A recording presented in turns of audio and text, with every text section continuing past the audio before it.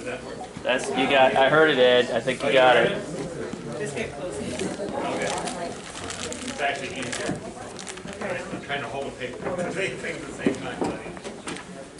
I would like to welcome you all, everyone, to the second Maryland Legislative Coalition's second annual Legislative Summit. My name is Edward Johnson, and I am with Together We Will in Baltimore area, and I'm one of the co-leaders of the leaders of the coalition. Last year was one of the proudest moments of my life with the conclusion of the summit. Something that I conceived over a year ago had taken place fairly close as I conceived it, and it could have been as it could have been done, and without my co-leader Cecilia Plant and the rest of the planning committee. I will be introducing them in a few minutes. After the election of Trump, thousands of people in Maryland became politically awake. But Maryland is mostly a Democratic state, to where it was a good place for people to focus that they really about themselves. But in the Maryland State Legislature, we could make Maryland into a state that resists Trump's policies of the Trump administration through the legislature.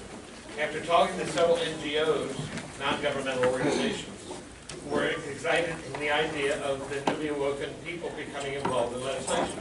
But we also learned that there are a number of issues in Maryland that need to be worked on, and that had nothing to do with Trump. We learned that NGOs had a lot to teach us about issues that needed our support in getting passage in the legislature. But there are so many NGOs and issues, and no one can visit or sit down with all of them separately. So let's have a summit to bring everybody, these two groups together.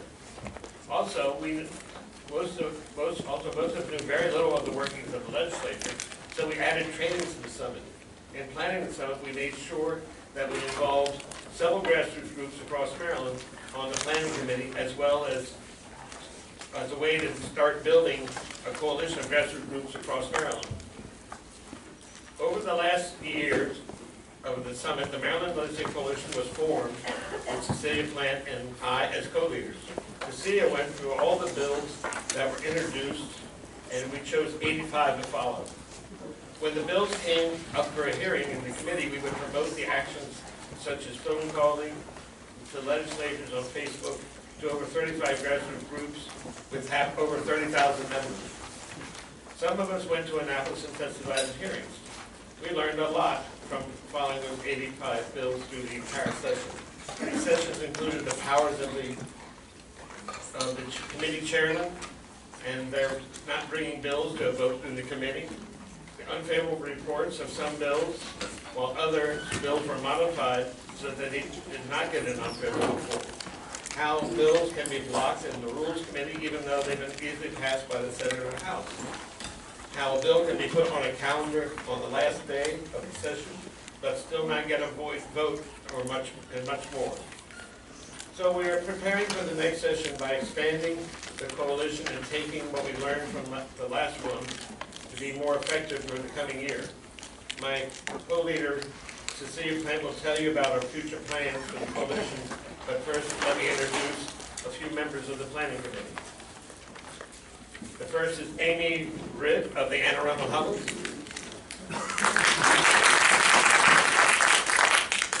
Kanina McMihalak is unfortunately sick and couldn't make it today, but she's with Together We Will, who's been a major part of this committee. Carla Johnson of Indivisible Towson.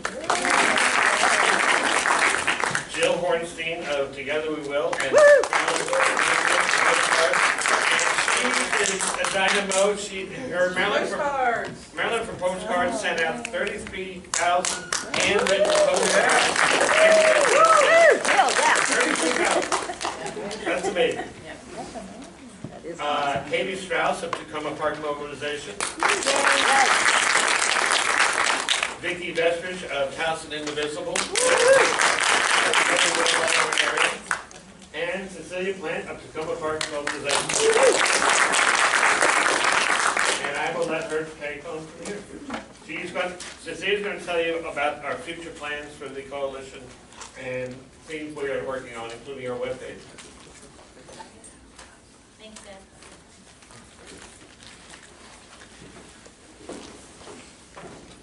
Hello, everybody. I hope you can hear me. So we did have quite a year last year, and one of the things that we struggled with a lot last year, we're hoping that we fixed for this year, which is we had a Facebook page, and we would post on our Facebook page every week the bills that we were following for that week with instructions on how to support those bills. And we would take our Facebook post, and Ed would post on every Facebook page that he could find. He got blocked, I don't know how many times, but he still managed to do it. So what we did, the first thing we did, is we had the folks at the Anne Arundel Huddle Network set up MailChimp for us. So we got to actually start sending this stuff out in emails. So I'm hoping that a lot of people got to see those. This year we're hoping to make it a little bit easier. We're still going to be doing Facebook posts, but we've also got a website which we hope will have a lot of information for you that will help you learn about the bills and support the bills. So our website is MdLegislative.com. We try to make it easy to remember. When you come in, you hit this main page, and I'm just going to go over some of the big things that are on this page.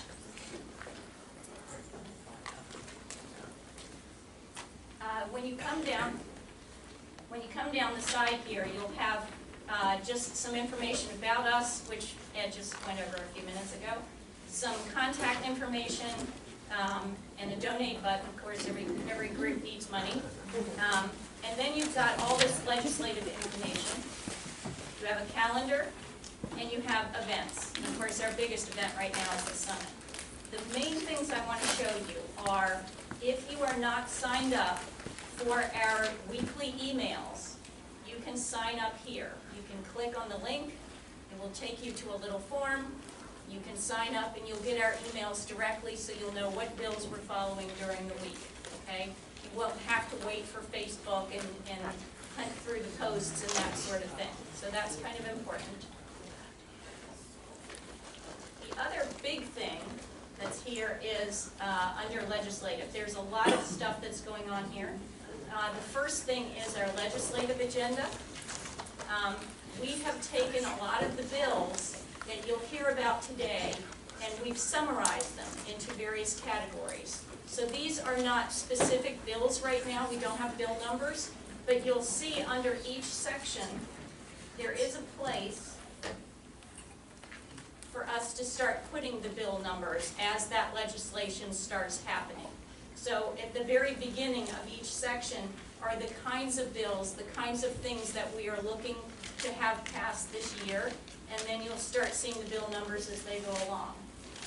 Other things that we've done is we've put in all the legislators, and for the ones that are highlighted, they are returning legislators, and the link will take you directly to their contact page. For the new legislators, there will be a link as soon as we have information to direct you to. We've also started putting who's on which committee. Right now we only know the chairs and the co-chairs, but we will have all the members of each committee and then links to their pages. Our testimony form, which is very important. This form that we had last year, if you printed it out, it's formatted in the way that it needs to be so that they use it for testimony. In other words, if you just send an email to your legislators, they can't use that. But if you do it in the correct format, it can come in as written testimony for a bill. So we've taken the form, and thank you, Amy, for making this form much nicer and easier. It will come out in a PDF, and you can just attach it to an email to your legislator. We're going to have Eric Ludke talk more about testifying next, as well as Charlie Carter. But this is something you can do from your armchair to get involved in bills. Okay, so that's kind of important. Other things that are here, we will eventually have all the legislation with links to each bill so that you can go in and look for them. And we will also have, and we've already started it, the legislative calendar. So if I go over to January, you'll see that we've already loaded in the big dates that are going to happen when session starts, what the big dates are. So you should be able to go in and see where we are in the session and what's going on. So that's something that we've done to try and make it easier for you to get in touch. And of course, I always forget something. On the page with the legislators, at the very top, if you don't know who your legislators are, if you click on the little link here, and the link that it goes to is not working this morning, their database is not working, so I'm not going to click on it, but normally it's working. It will ask you to put in your address, and it will tell you who your legislators are. So if you don't already know, it's the way to get to the legislators. Okay, so that is our website. That is a way to make things better for you, to kind of centralize information. We're going to be using that in conjunction with our emails that we send out every week. We're going to continue to do our Facebook posts. And so every week you will see the 5 or so bills that we're interested in supporting that week. They'll be all over the board. They could be education, healthcare, environment, gun control, social justice, any kind of issues. We run them based on what is happening in the legislature at that point in time. What we are hoping that you will do as people who have spent time on your Sunday to come out and hear about this is to call the people we ask you to call, to write to them, to put in testimony, to let them know that we're here and we want to see this kind of legislation passed.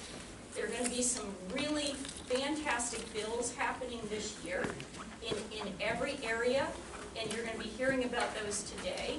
So we've got a lot on our plate in Maryland this year. I will tell you, I know Ed and I both watched last year as bill after bill after bill did not get any traction because it was an election year. There was a lot of stuff that did not happen. We need things to move forward in Maryland. We're hoping that all of you want to be involved. And it's as simple as a phone call or an email. Your legislators don't know you're there unless you tell them you're there and that you want them to sign on to a bill, you want them to vote for it. That's really all we're about, is trying to make our voices heard. So we're going to try and be louder this year. We're going to try and be a little bit more upfront, because we're going to send them our legislative agenda and let them know we're here. All of your constituents are looking for you to stand tall and support this kind of legislation. And we're going to be at you all year, all session, trying to make sure that happens. So that's our goal for the year. I'll mention one other thing.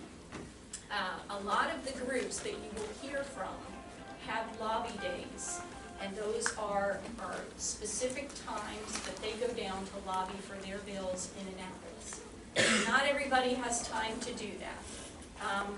For those of you who do want to do that sort of thing, we are looking to have a Legislative Coalition Lobby Day. We're looking into that so that we can take our legislative agenda and talk to our legislators about it. So those are things that we want to do to try and get even more involved in the process. As Ed said, we've learned a lot in the last year.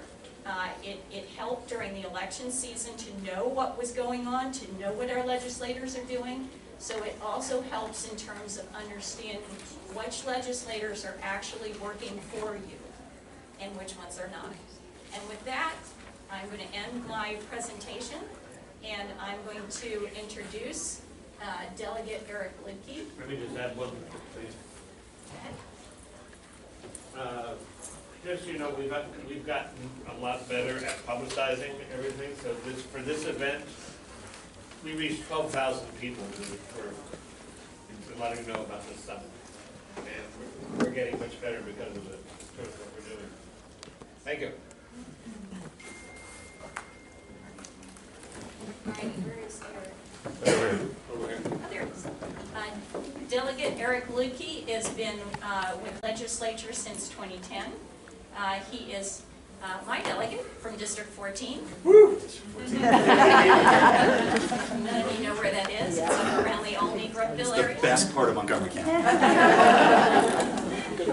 Eric has done training on testifying before, and Eric is he has also got a new role this year. He is the Democratic caucus leader.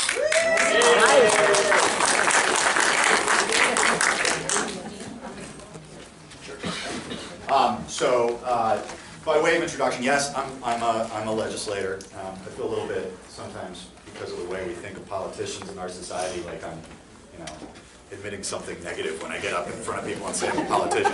But I don't identify as a politician first. I was an organizer and an educator long before I became a politician.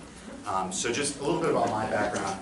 I got my start being involved in advocacy in high school. As a freshman in high school, I co-founded a countywide student environmental organization that eventually became part of a statewide network of student environmental activists that eventually became affiliated with the Sierra Club and the Sierra Student Coalition. And by the end of high school, I was doing national level work advocating for public lands and issues on the intersection of human rights and the environment. And through that work, I was trained as an organizer. The Sierra Club at the time, I don't know if they are still using, but they used the Midwest Academy training model as their organizer training. So that if any of you are familiar with a guy named Saul Alinsky, the Midwest Academy came out of his tradition of organizing communities. After college, I went into the classroom.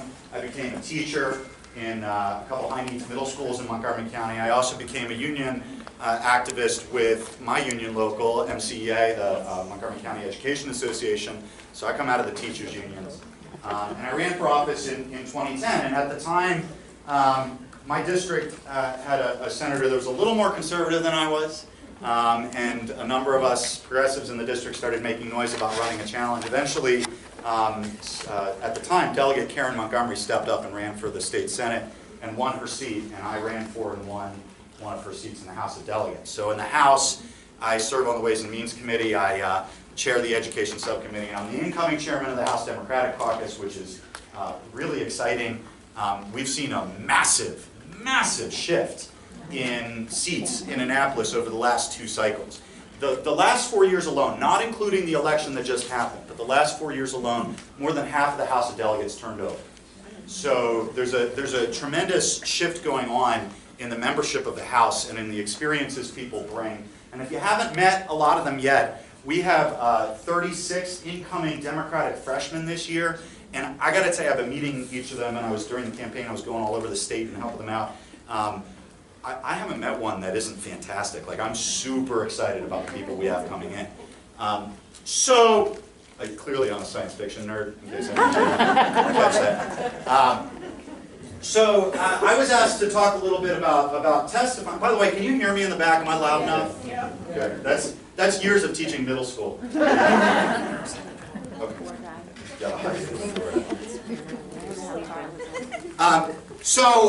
I want to, before I talk about testimony and the hearing itself, because the hearing is just one part of a much larger process. And what I'm going to do is I'm going to sort of walk you up through the hearing, and then Charlie's going to pick up sort of with the hearing and go from there. I want you, before you even get down to Annapolis, before you even get to a hearing, you need to think through the entirety of the process you're going to go through to try to get a bill passed. And it starts with the reality that there's 188 people that are really going to make the decision about whether a bill is going to pass in Annapolis, right? And really, of those 188, it's maybe a quarter of those that are really going to have influence on the particular issue you care about, either because they're in leadership or they sit on a committee or subcommittee that your issue's going through. So to understand how to get a bill through in Annapolis, you got to understand, first of all, who these 188 people are. And if you watch House of Cards or anything like it, you may have a slightly skewed view of politicians. But it really, and I mean this in all honesty, like we do tend to have stereotypes about politicians. But at root, all of us are people, right? And to give you an example of that, I mean, I've already told you, I came out of the classroom. When I was first elected in Annapolis, I sat in committee, and I thought my committee chairman hated me a little bit because she sat me between 2 really conservative Republicans on the committee. But one of them is a jeweler, and the other one drives trucks, right? Like we are regular people. And so what motivates legislators to vote for or against a particular bill honestly, and those of you that are a little bit more cynical might scoff, and that's okay, we can disagree, this is a democracy, right? But I honestly believe that the vast majority of people in Annapolis, the vast majority of the time, their motivation, their primary motivation, and there are others, but their primary motivation is they want to do the right thing. The issue is, you got to convince them that what you want them to do is the right thing, right? Now, that's not to say, yes, by the way, feel free to interrupt with questions anytime. Yes, sir? The right thing for who? Well, and that's a valid question, right? The right thing for, in written large, right? Like if they believe that there's a moral angle or an ethical angle based in their own political philosophy about the issue, then obviously that will have an impact. So what that means, for example, is if I'm trying to sell a bill to one of my more conservative Republican colleagues, I talk about it in an entirely different way than I do if I'm talking to one of my progressive colleagues, right? I start with what their ideology is and try to build my argument around that, right? It might also mean the right thing for their constituents, right? Each of us is elected from a district, and the districts in the state of Maryland are very different, and so of course, re-election matters. People want to get re-elected, and they care about what their constituents want. And it helps if you're targeting in particular a particular legislator or set of legislators to get to know a little bit about their district, right? Or if you live in their district, hopefully you know your community. But our districts are pretty large. I represent 122,000 people, okay? And I happen to live in the part of my district that's majority minority and more working class than any other part of the district, right? But at the same time, the rest of my district doesn't necessarily look the same. The central part of my district is much whiter and much wealthier, and the northern part of my district is rural, right? I bet a lot of you didn't know. We actually have farms in Montgomery County. Oh, we know. We have conservatives in Montgomery County. Yeah, we know. The northern 7 precincts in my district voted for Donald Trump. On election day 4 years ago, 49% of the election day vote was for Larry Hogan, and Larry Hogan won my district this year, right? So I have constituents and they have concerns. Their concerns aren't largely ideological necessarily, right? Because most regular people don't think in terms of Democrat, Republican. They think in terms of, I run a farm and I want my legislator to represent issues that I care about. So that's why, in addition to working on education and working families issues, I also work on farmland preservation issues, right? And on making sure that Maryland farmers have markets for their products, right? So that's number 2. Another motivating factor is legislative culture, right? We are one of 188 in a very unique job. We spend a lot of time together.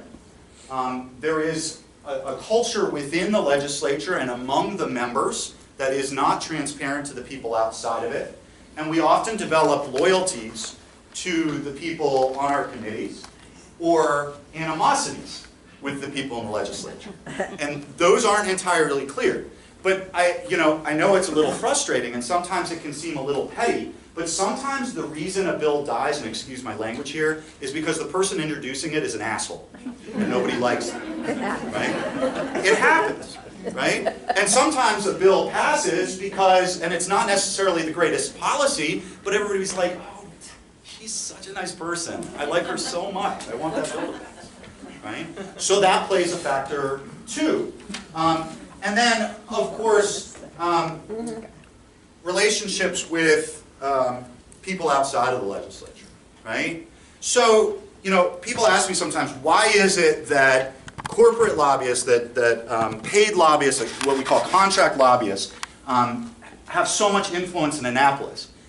Honestly, it's not because of, in my opinion, for the most part, there are exceptions to every rule, it's not necessarily because of campaign contributions. It's because these are people that are well paid to spend every single day in Annapolis building relationships with legislators, right? I know, because they make an effort to reach out to me, every single person in the Annapolis lobbying corps who lobbies my committee, right? Because they come to me, they set up meetings, right? So they build those relationships at a very deep level, which means that part of your job as an activist advocate is to build those same relationships. You got to figure out how to build that relationship. And I have activists in my district who do an incredible job of that. I'll give you an example. Any of you from Montgomery County might know a guy named Doug Wallach. Doug Wallach's a constituent of mine. He was involved in the Raskin campaign. He was involved in the Frosch campaign. He's a union member with IATSE. And Doug takes the time every couple months to give me a call and say, hey, let's go grab a beer. And, you know, I like beer, so we go out, we grab a beer, and we talk. But he's built a relationship with me. So if I'm in session, and I'm racing between a floor session and a committee hearing, and I've got like 2 minutes to myself to try to eat some food and like get myself together, and I get a call from some random person, I'm probably not going to answer it. I get a call from Doug, I'm like, hey Doug, what's up? And he gets a chance to tell me something, right? Those relationships matter. So this is quick and dirty, and there's of course more to it, but you know, what I'm trying to convey to you is there's a lot more than sort of the cynical side that motivates people. What questions do you have before I go on to the next wonderful slide? I did such a great job with the graphic design. My question would be, what would be your recommendation for someone that's a young advocate that doesn't have those relationships yet? What would be your recommendation and strategies for your everyday person that's concerned about an issue that wants to build those relationships? Sure. You know, you're my favorite because you just gave me a great segue into the next slide.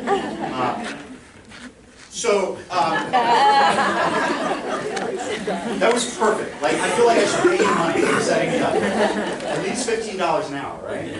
Yes. So, you know, Annapolis isn't Capitol Hill, and we aren't as isolated as members of Congress are. Okay? On Capitol Hill, your average legislator has 20 or 30 staff members. Like, those staffs are huge, right? I have one staff member who's full-time for 3 months and part-time the rest of the year. And then a session secretary that I share with another person in my office, right? So most of the time, when you're communicating with my office, you're getting to me. It's much easier to get to me or another legislator directly.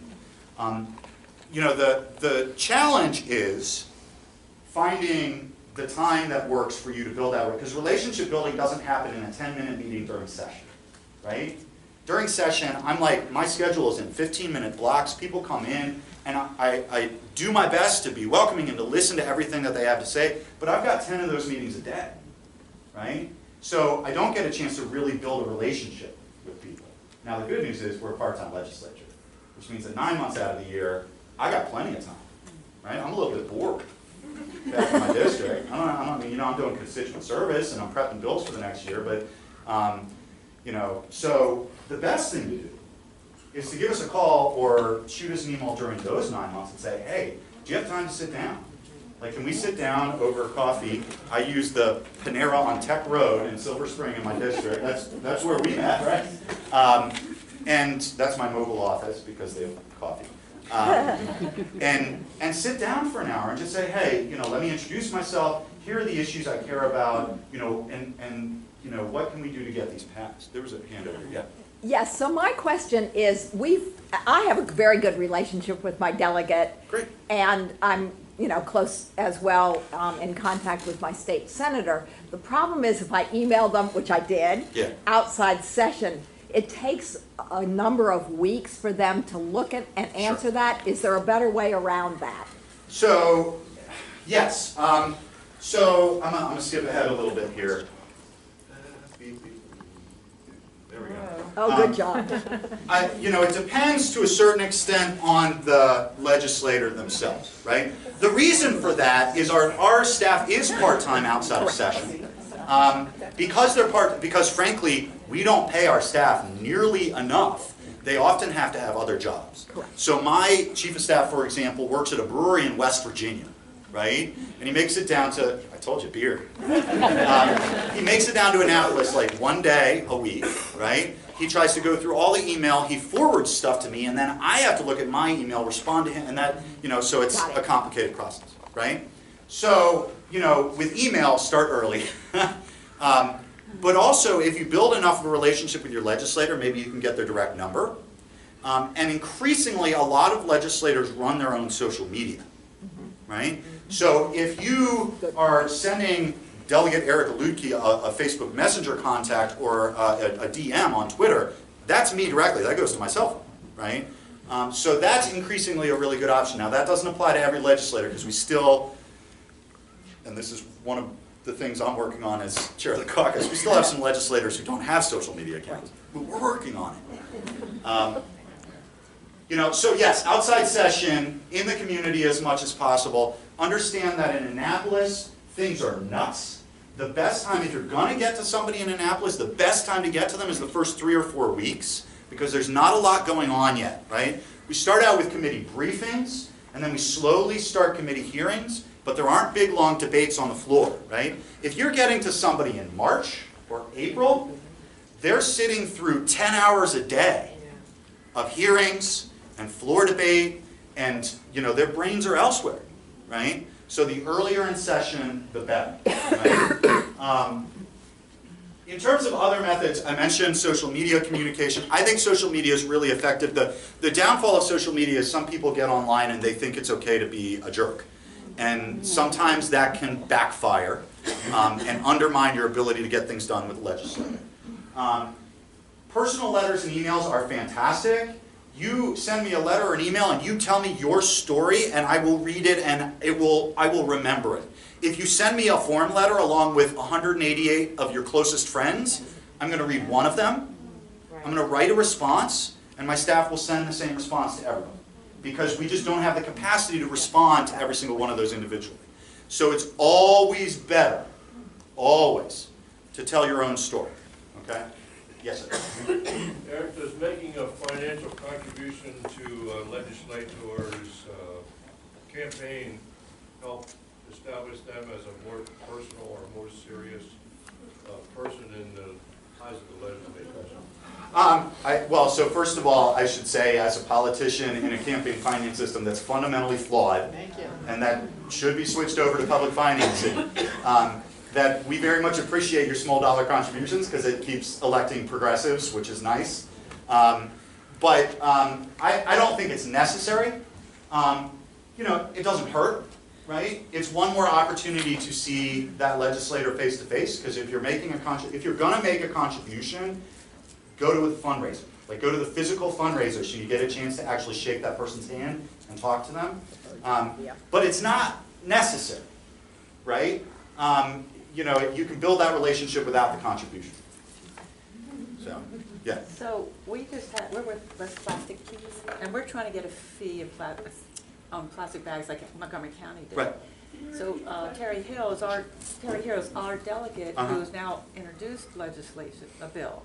But do we wait till like a lobby night, or should we try to form a group to start going talking to people now. Start talking to people now. So the question was, they're from an organization that's pushing to reduce plastic pollution, and in particular advocating for a Howard County authorization for a plastic bag fee like we have in Montgomery County. And the question was, you know, should we be waiting for a lobby night or should we be doing stuff now? You should absolutely be doing stuff now. Now is the time when the members of the Howard County delegation will have a chance to sit down with you. And also, that bill is going through the local bill process. Let me take a step back for those of you that are less familiar with Annapolis. Local bills are bills that only affect one county, and they are treated very, very differently from other bills. Okay? Each county has a delegation that consists of the legislators from that county. Those delegation members will introduce bills that only affect their county. They go through a delegation bill process. And then the members of that delegation will vote on whether they support the bill. Once the bill reaches its regular hearing in Annapolis, we have something called local courtesy. And local courtesy is basically the idea that if the members of the Prince George's County delegation want this bill, and it doesn't affect my county, I'm going to vote for it because they want the bill. So local bills are often easier to get through because of local courtesy. The only exception to that is if they set a new precedent. So your targets are the members of the Howard County delegation. Those are the only people you need on board, because there's precedent for this already. It doesn't set a new precedent. So to them, and then once they go, like you said, to Annapolis, most likely most likely it passes. Not always, but most likely. The other advantage to the local bill process is because it's often easier to get a local bill through than a regular bill, we use the local bill process as a way to introduce new ideas to the legislature and to sort of start things step by step. So for example, I'm working on a bill with the state senator to authorize ranked choice voting in Montgomery County, right? We don't...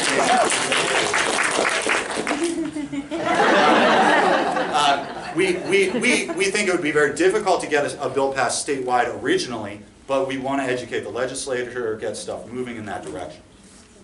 Yeah. Postcards suck. Does that mean?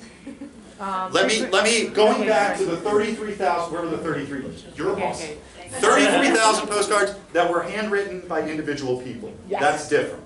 That's Right? what I thought. Okay. I'm talking about like the stock postcards that have the same message on it and all that somebody's done is sign their name to. Like, Right on. Right. that's what I mean. I And agree with pre-printed you. label. We Yeah. agree with you. Right, Yeah, okay. yeah.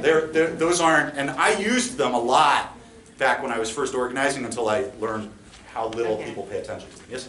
What determines whether a bill will be a local bill passed in Annapolis or legislated by a county council at the county level? So it's based on what type of county it is. We have 3 types of counties in Maryland: charter counties, commission counties, and code counties. And it's based on the powers that have been vested in the counties, either in the county code, the county charter, or in the state code, right?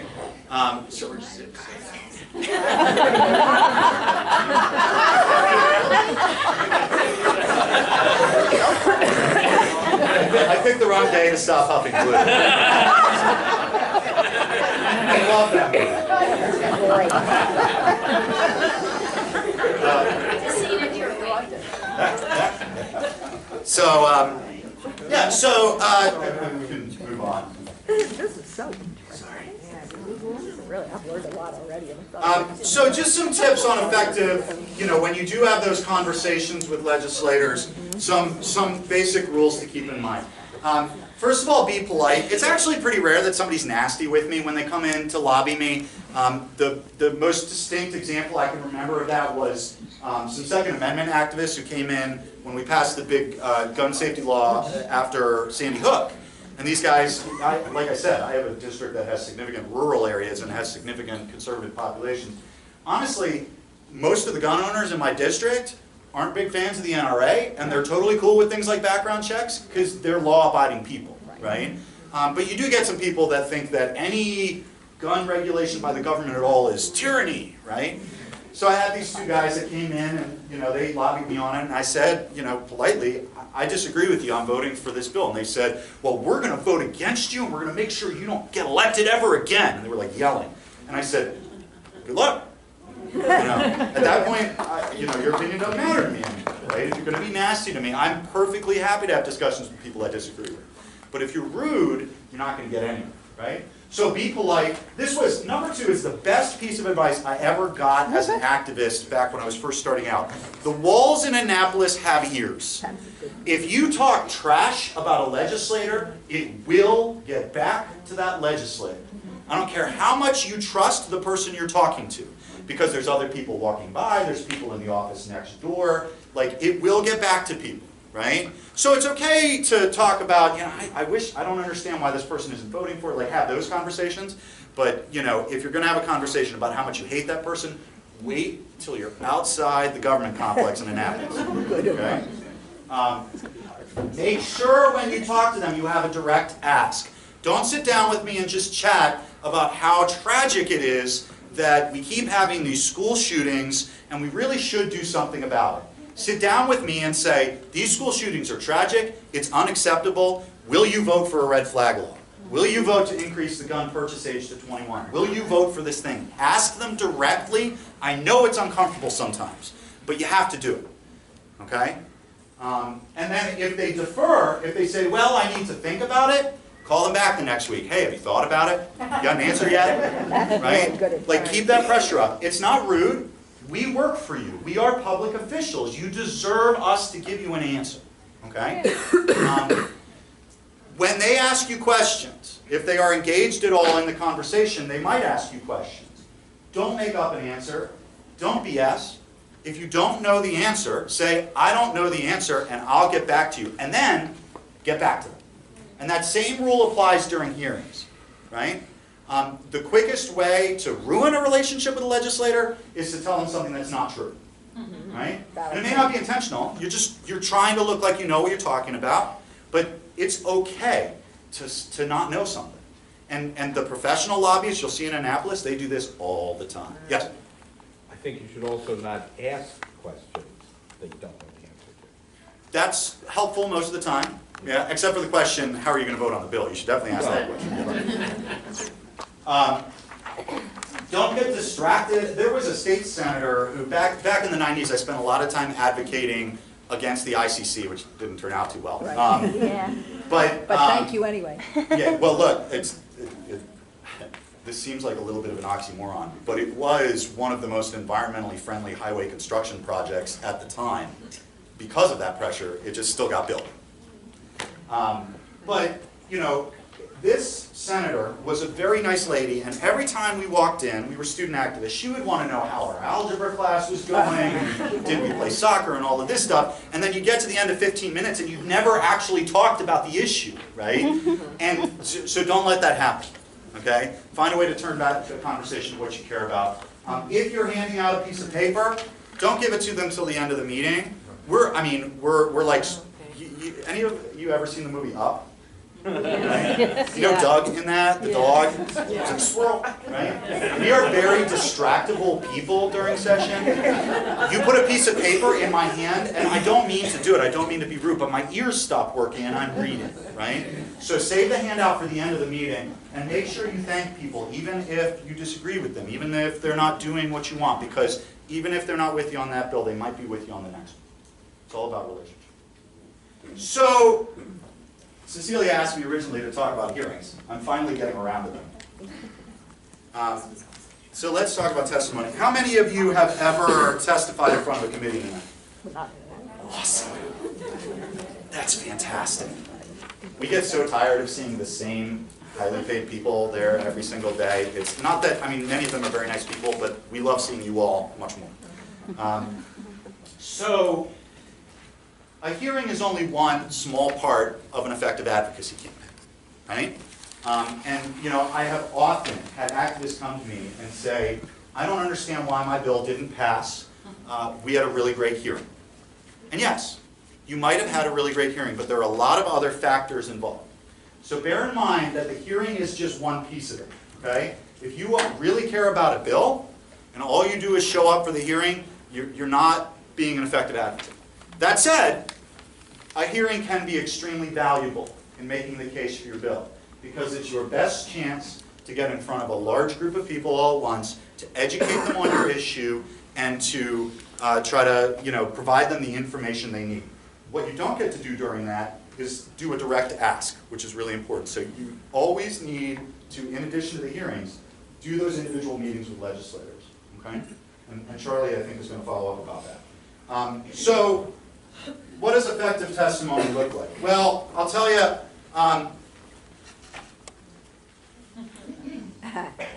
it helps to be succinct, especially by the mid to latter part of the session. I'm sitting through 6 or 7 hours of bill testimony a day. And it is my job to listen to the people of Maryland as they come to testify. But the human brain is not capable of fully focusing for that long. So people that get up there and talk for long periods of time, I don't mean to do it, but I sort of shut down a little bit, right? Yes? One of the things when is to get their attention. I mean, when I would train people to go and give testimony, we often, if you start a conversation, the person they're not paying attention, they're not going to pay attention. They're not going to all of a sudden start paying attention. Yep. The pause is really important. Mm-hmm. You know, after you're introduced and whatever, to take a moment and at least get 1 or 2 eyes Right. looking at you. Because if you don't, you know, because I know people would say, they're so rude. Well, you didn't bother to care to get their attention, so why should they finish? And you'll have a sense, before you go up to testify, of sort of where the members of the committee are mentally, right? If you see a committee of 24 people and 3/4 of them are sitting on their laptops, looking at the laptops, you know you're going to have to do something to grab them, right? So things that help with that. Mentioning legislators' names specifically, everyone starts out with, Madam Chair, members of the committee, thank you for having me. But, oh, it's so great to see my legislator, Delegate Mosby. Delegate Mosby, good to see you. And then he'll say something and people will perk up a little bit, right? Or, and this is where be different really matters. So sometimes activists will come in and they will think that the way to do a hearing is to have 200 people show up and say the exact same thing. And, or more. When we did that gun bill I was talking about a little while ago, the hearings on that bill went till, somebody help me out here, like 2 in the morning? 3 in the morning? Yeah, 3 in the morning. I mean, hundreds and hundreds and hundreds of witnesses, right? And at some point, it's too much. So have something to say that's different from the other folks that are talking. If you can, plan out the whole group that's coming to talk. And keep it to 2 or 3 panels, right? No more than 6, 8 people at most, with different things to say, right? So I worked for a long time. I was the lead sponsor of a bill to increase the tobacco tax in Maryland, right? And every year we'd sit down, me and Vinnie DeMarco, who's a really great advocate for progressive causes in Annapolis, and we would plan out, okay, we want a doctor from Hopkins or something. We want a survivor, a cancer survivor. We want, and we think through the different perspectives we want, because that helps grab attention too. Yeah.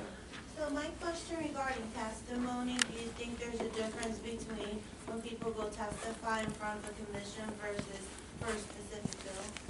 Yeah. Yeah. I mean, in a commission, you have to remember you have a different goal, right? With the bill testimony, your job is to get that bill passed. In a commission, you're trying to educate the members of that commission. It's very rare that a commission's report will get passed word for word. So your goal really is to, yes, you want that commission's report, whatever it is, to say what you want it to say. But the legislators in the room, you also want to make sure they hear you, right? And the Kerwin Commission's a good example, right? So their report's going to come out in the next, hopefully, in the next month or so. And it's complex, and there's going to be a lot of pieces to it. The people that did a great job testifying the other night when they had their public hearing weren't just talking about what was in the report. They were looking directly at Senator Pinsky and Delegate McIntosh and Delegate Kaiser and trying to make sure they knew this particular issue so that when the whole complex debate goes on about the Kerwin Commission report, they'll prioritize that issue. Yeah. So be different, be succinct. So I had a little trouble phrasing this because I originally was saying be personal, but then that sounded like personal attacks on people. I don't mean that. I mean that your personal stories can do more to get a bill passed than any rational or statistical or economic argument you can come up with. Okay? And let me give you an example of that. A couple years ago, a woman came to me during the interim. So again, great advocacy. When I had time to sit down and meet for a long period of time. And she sat down with me, and she's a parent, and her daughter had cancer when she was in 1st grade. And the traditional way education happens when you're a kid who is too sick to be in school is something called home and hospital teaching. But home and hospital teaching is really just like a couple hours of tutoring a week, right? It's, in my opinion, inadequate for what students actually need to maintain their education. But there's a balance, right? You got to strike a balance between how much the students, how sick they are, right? How much they can actually get done and try and keep up. Well, this woman didn't want that for her daughter. Her daughter's name is Peyton. She wanted her daughter to, as much as possible, be able to continue participating in school. So on her own, she researched new technology that allowed kids to remotely access a classroom. Basically drive a robot around the classroom that has a pole and an iPad on it. And if the kid needs to raise their hand, they're able to remotely raise the pole. They can see everything that's going on in the class and hear it. Everyone in class can see their face. So her daughter was able to basically continue participating in school remotely the entire time she was getting treatment for cancer. It's an extraordinary technology, right?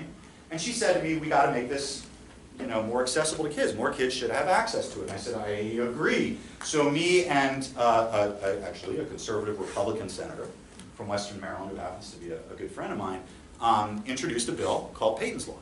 And all it did was create a new grant program where the state would help fund this technology for school systems because it was expensive in upfront costs. And the hearing was the best hearing I've ever seen.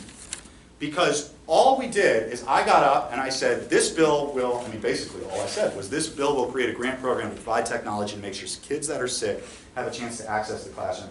And then I turned it over to Peyton's mom.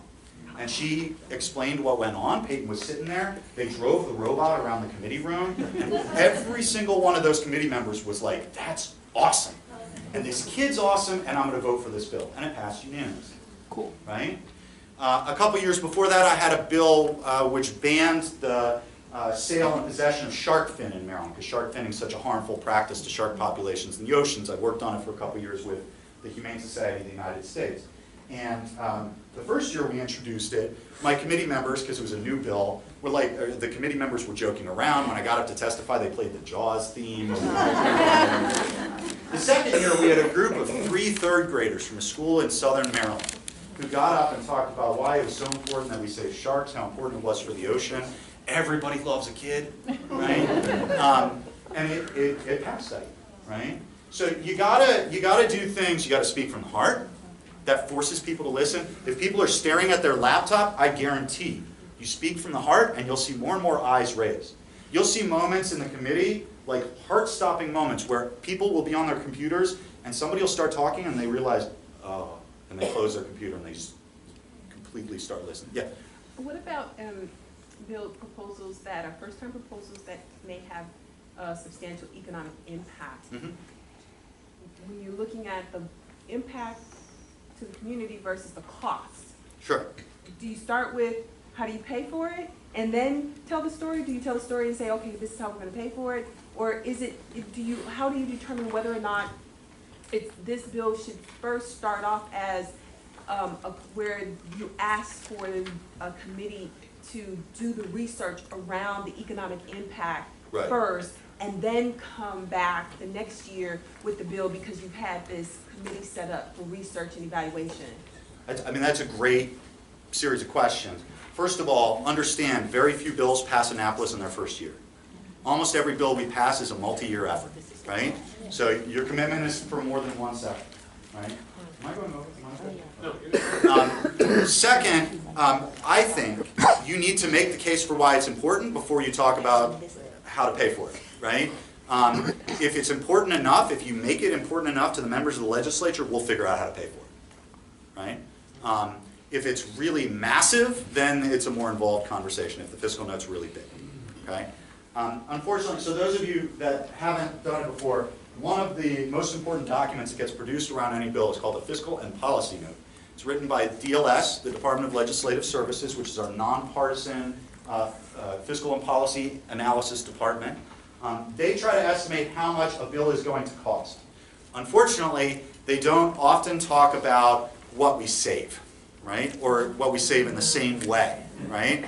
Which is what allowed, for example, Larry Hogan to attack Ben Jealous about his Medicare for All proposals as being like billions of dollars, even though they saved billions of dollars because people wouldn't be paying for private health insurance. Right. So, you know, that fiscal discussion, you know, how to best approach like the commission or things like that is really on a case-by-case basis. As a general rule, as a subcommittee chair, I get a number every year. I get told, if the fiscal note's less than this number, do whatever you want. Anything over that number, you have to make the case to higher leadership, right? Which is, for example, why the Promise Scholarship bill came out at the very last minute in the House, because we were trying to figure out if we could pay for it, right? If it's a really huge cost, then almost always you have to have some sort of commission recommending it. You need third-party validation, right? Go ahead. Well, if it's just, we want to eliminate this because it's going to save money, but it has, it is something very extremely different. Right. But it doesn't cost anything. Is there a higher likelihood that it could possibly, I mean, not cost anything, but it actually saves money? Will it have a higher success rate on the first time around if it really saves money? Sure. Yeah. Yeah. Look, we're always looking. We have our constituents.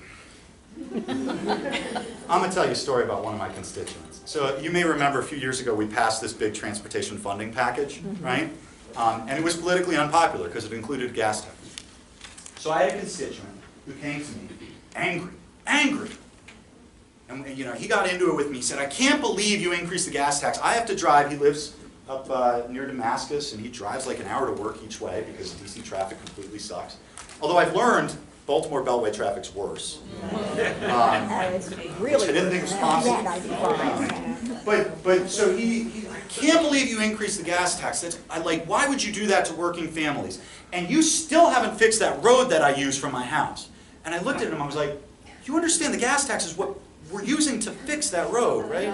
But you know, we always have constituents who want us to do more stuff, but with no tax increases. Which means if you find a way to save us money, we will love you forever.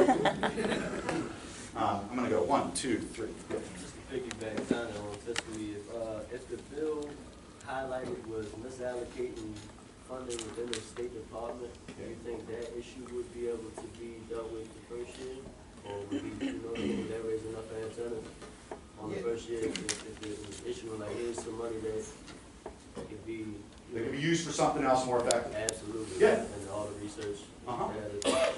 Absolutely. I mean, those are very helpful bills because we need to find a way to pay for other priorities. And if it's a statewide issue, obviously a local delegate wouldn't have to be barred just to one delegate. I could reach out to anybody. Yeah, you could reach out to anybody. And in terms of identifying, if you're in that stage of the process, and Charlie's done this with, I don't know, hundreds of bills by this point, if you're in that stage of the process, you really want to give thought to which legislator will be the best person to present the bill. So somebody on the committee, somebody who's got some influence. Delegate Lukey. I said somebody who's got some influence. Who is next? Yes, Kathy. Hi, how are you? He's awesome, by the way. Paid her $20 for that. And the Atticus Act is doing quite well. Good. You mentioned grants. You know, my focus is to get eye exams and school-based health clinics. Right. And glasses for students. Right. They don't exist. Yeah. And we'd like to upgrade that. Right. So everyone's asking me, the money. Yeah. How do you coordinate between what the school puts in their budget, the county council puts in their budget, the state? There's really nothing much on the federal level, so I'm working with Congressman Cummings. So how do you start initiating this concept of budgeting for this?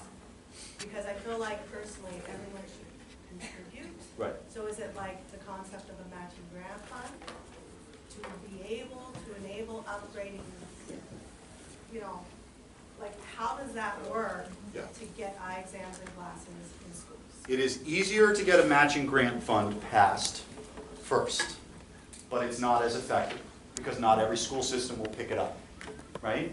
So it becomes a strategic question, right? Do you want to do the foot in the door model, get the matching grant fund passed, wait a couple years, say, oh, it's been effective here and here, let's do it statewide? Or do you want to go for the whole shebang at once, which will be harder, it will be a heavier lift, right? But you know, it's really a strategic question about what the advocacy capacity you have is. So on an issue like yours, one of the questions you need to ask is what other coalition partners can you get involved? Because if you get big coalition partners supporting it, then like the teachers union, like MSEA, yes. Howard County says this is a massive Right, right. So you get enough big coalition partners involved, then you can push for the harder lift, right? But you got to remember also that any mandate will automatically find opposition, right?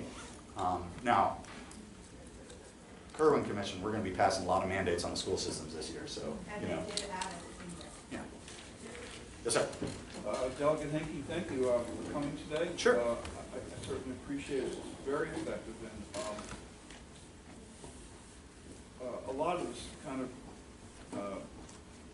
came into the mode program doing anti-fracking. Right. And we too have learned a lot in the last 3 or 4 years. Mm-hmm. I wanted to ask a couple of things of you about the legislation. I think you're trying to tamp down expectations and to help the groups be realistic about what can be passed. And I appreciate that. I would ask you if it's already too late to have an expectation to have a bill passed and the 2019 session because work hasn't been done to put it together yet? No. Well, first of all, it's never too late, right? There are a lot of factors that can result in a bill moving late. Major initiatives at this point, like the work that the Healthy Maryland Coalition's been doing on prescription drug affordability, or the renewable portfolio standard that the environmental community is pushing, those, it might be a little too late for something big like that. But if you've got a smaller bill, something that's not massive, then there's plenty of time. Most of my colleagues haven't submitted their bills to drafting, right? So, you know, a lot of action really happens in January. Last question. Yeah. Is a big bill put into the session during an election year less likely to be acted upon? I mean, it depends to some extent on the dynamics of that particular bill, but in general, yes, the first 2 years of the legislative session. Sure.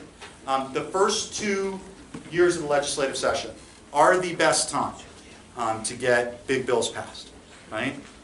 Because, you know, when there's an election year, people are obviously a little antsy about things that may be controversial. So.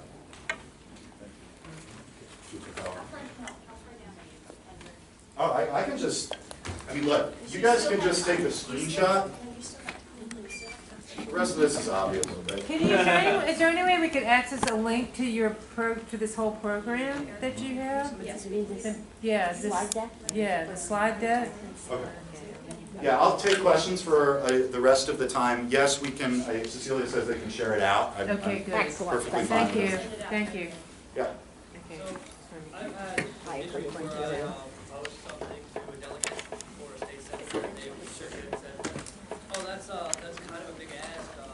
Give us a couple years to soften up the GA a bit on things. Like if I propose a criminal justice reform bill, I'm like, well, we want to work on the conversation. This is good, but Sure. come back in 3 years. Do I take that to heart, or do I look at that and say, let me talk to someone else, or does it depend, or what? First of all, I don't think you should ever only talk to one legislator, right? And a good legislator won't be offended. You give, you know, somebody you've got a good relationship with the first shot at a bill, and they're like, I can't really pick that up. Say, okay, well, you're comfortable with me talking to other people, and they'll say, yeah, sure, go ahead. Okay. Or they'll say, oh, I don't want that bill to go to other people. I'll go ahead and introduce it, right? Okay. Yeah, I mean, you know, there is a lot of what we have to do in Annapolis is educating people, right? Because we're regular people, right? I'm a school teacher, so I don't know a lot about, like, inherently about the intricacies of healthcare policy, right? So it helps to have a hearing in front of my committee where somebody's explaining that in an approachable and, you know, good way, right? A way that I find engaging for me to learn something. So you often have to take time to educate people on the issue. Okay. I have a quick question. Sure. Because earlier you said that there's also a part of the process where it's bipartisan, and they'll give you back feedback to both parties and everybody's involved, how much they project a bill will cost. Yeah. So if part of the problem is not knowing and not getting information how much a bill will save, how can that be made part of the process? So some advice with fiscal notes. First of all, never argue that the fiscal note writer is wrong, or is a jerk, or is whatever, right? They're doing the best they can with the information they have. Because this past session, for example, we had more than 3,000 bills introduced. There was a fiscal note written for every single one. So they are working under very tight timelines. And a lot of their information, they call the department or the county or whatever and say, how much will this cost? That's the information they have, right? So it's up to you in giving testimony to make the case that there will be savings, right? You don't have to do it by criticizing the fiscal note. You say, we recognize the fiscal note. Here's what we think it will save, right?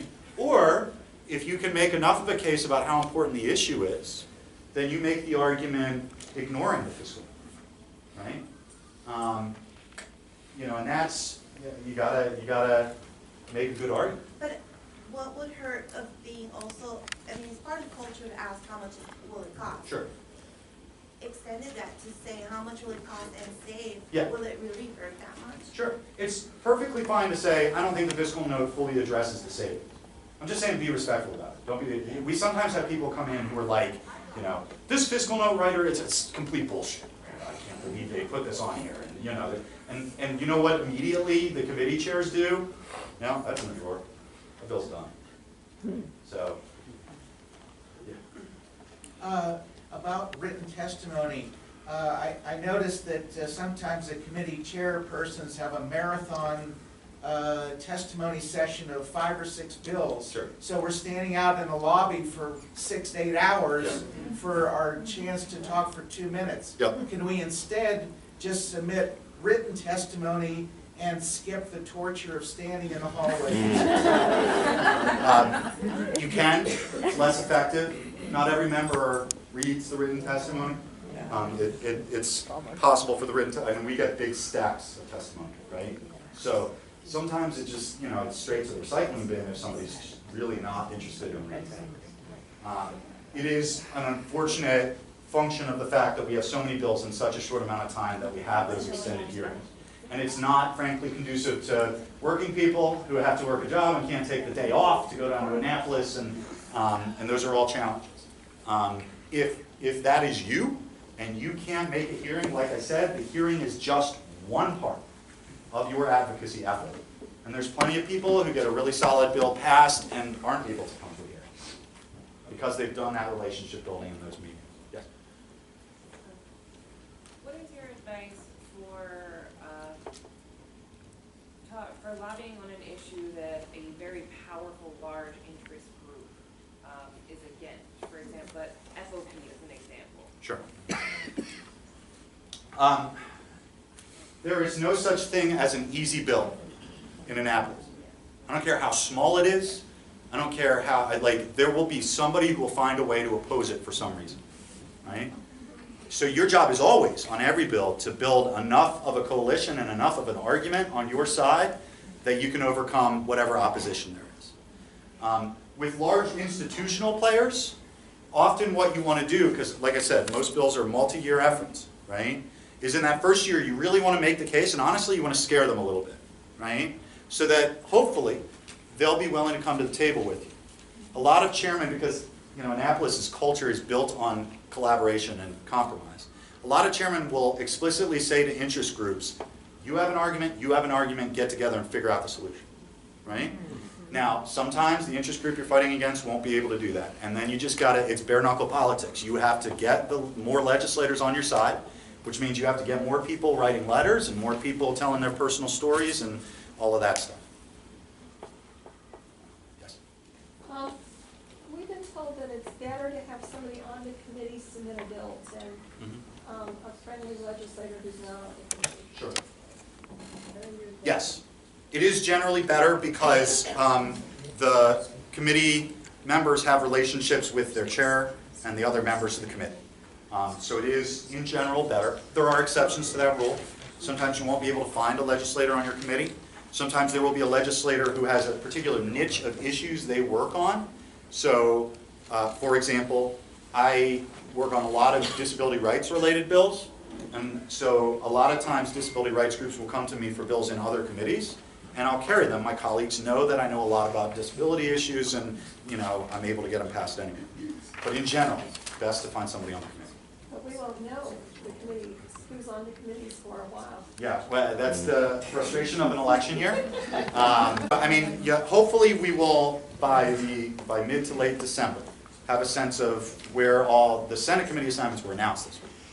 Where the House committee assignments, and we'll know better. But the other thing you can do, if you don't know committee assignments right now, is you come to somebody like me. So right now I have 4 or 5 bills in drafting that I'm not going to carry. But groups have come to me and said, I want this bill, I want it to come through your committee, I know you've got too much on your plate, can you go ahead and get it drafted so that we can pass it off to somebody else on your committee? Because all I have to do when I get the draft back from the drafting office is cross out my name and write their name in, and then it's their bill. So you can start the drafting process, you can start everything else before you have a sponsor. There's a hand over here. The opposition is Joe St. George with the NAACP, Maryland State. And the question is with regards to the best way to oppose a particular legislation that may come out. Because there's going to be hundreds, thousands dropped in January. I have nothing, I read them, I learn, I say, oh, we need to, you know, either oppose the bill or propose amendments. What's the best way to communicate effectively your opposition? So a lot of the same rules apply, right? Direct communication. You know, if you're from a prominent organization like the NAACP, if there's a bill up and I don't know much about the bill and I see in my stack of written testimony NAACP oppose, then that's a huge red flag for me, right? So make sure you submit at least written testimony, right? If it's a significant enough issue, definitely send someone out to testify. But also understand your own capacity, right? You have to manage your own capacity. There are hundreds and hundreds and hundreds of bills. So for example, we will never, ever, ever pass unless you know, we start issuing national IDs. We're not going to pass a voter ID law in Maryland, right? So it might not be worth taking time to send somebody to testify against it. You might submit written testimony still, but you might focus on a bill that you don't like that does have a chance of passing, right? Because you don't need to stand up and argue against the voter ID bill because the legislators on my committee every year go after the person introducing it. So somebody's already doing that. Are you? Yes, sir. No, just. Oh, 3 minutes. Okay. Oh my God, hands are multiplying. I can't keep up. Yeah. Hey, Eric, the timer is there, so you have 3 minutes. 3 minutes. Yeah. Cool. Yes. How responsive are you to non-constituents coming and talking to you? It varies by legislator. And some legislators don't really care that much. You know, some of us do our best to hear out anyone from any part of the state, particularly if it's on an issue that we are very involved with. So like me as chairman of the education subcommittee, I don't care where you live. If you want to talk to me about schools, I'll talk to you about schools, right? I might not have the same, if it's like a local issue that really is just a local issue and has no statewide implications, I might not pay as much attention. If your local legislators don't listen to you on that issue, and you think you might be able to find somebody from another part of the state who will introduce it, fracking is a good example of this phenomenon, right? Then it you know, might be worthwhile to really push them. Does that help? Cool. Yes. If you're interested in an issue like the minimum wage, and you know that it was introduced in a couple of forms at the last session. Sure. And as you say, it's a multi-year process. It won't pass. Yeah. And you want to know the status of bills that may be introduced or are going to be introduced in this area. What is the best way to find out where things are at so that you can get engagement? It is impossible to know bills that are going to be introduced before they're introduced unless the legislator who's going to introduce them tells you. I don't know most of the bills that are going to be introduced in my subcommittee because the drafting process is confidential. So you really need to know the legislators themselves. With a big bill like minimum wage, it's best to get involved with a coalition, the coalition that's pushing it, right? Because they will have chosen a primary sponsor that they think is the best person to be pushing it. They'll be in close communication with that person. Oftentimes, you'll have a primary bill like that introduced, and then other legislators will introduce their own version of it for various reasons. The biggest is credit claiming, right? I want to be able to go back to my constituents and say, I introduced a bill to increase the minimum wage. Even if my bill had no chance of passing because the coalition was behind a different bill. If you're involved in the coalition, you'll know which one of those bills that you really should put your energy behind. And are those bills, a major bill like that, that's going to be introduced at the beginning of the session? Usually relatively early on. It depends how long the drafting process is taking. Okay. I apologize. I'm out of time. Thank you all very much. I'll hang out for another hour.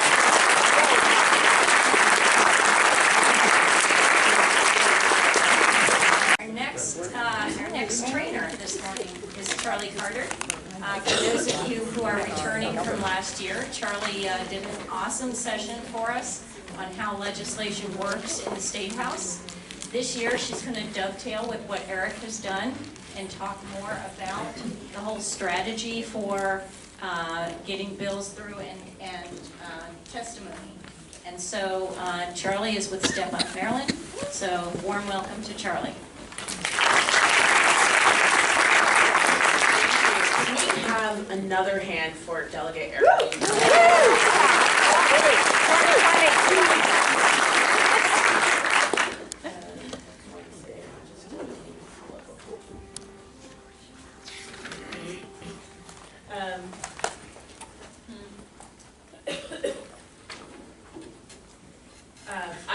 just start out by saying, I am nowhere near as engaging as Delegate Luke. Oh, yes, you are. I've heard you speak. I before. wish that he had been my teacher when I was in school. I probably would have studied harder. But I want to, he covered a lot of the stuff that's in this slide, so I'm just going to go through some of the things that he said, very quickly. Like Delegate Luke, he said, you plan on your 2 minutes, very quick review, personal experience, you want to document the problem and the solution, and you can, in your written testimony, submit facts and figures. The one thing that I would add is that before you go in and testify, it's probably a good idea to go and sit in on a hearing in that committee beforehand, so you can see the style of the chair. Some chairs go back and forth between opposition and proponents, and so you just so that you know what to expect, you can sort of see how what their flow is and what their style is. The other thing that I would say is prepare yourself for questions. And sometimes, some legislators aren't all that nice, and you could go in with the best intentions, and you're telling your personal story, and they'll try to challenge you with facts and figures. Challenge you to testify as an expert when they know you're not there as an expert, and they're just being jerks. So you may want to, if you sign up as a group or as a panel, you might want to keep an expert on your panel just so that there's somebody to answer those questions. But the hearing, as Delegate Lukey says, is really just one part of an overall strategy. So if you think about, climbing, passing a bill is like climbing a mountain. There's this climb to base camp, and then there's this push to get to the summit, and the summit is like the real highlight of your trip.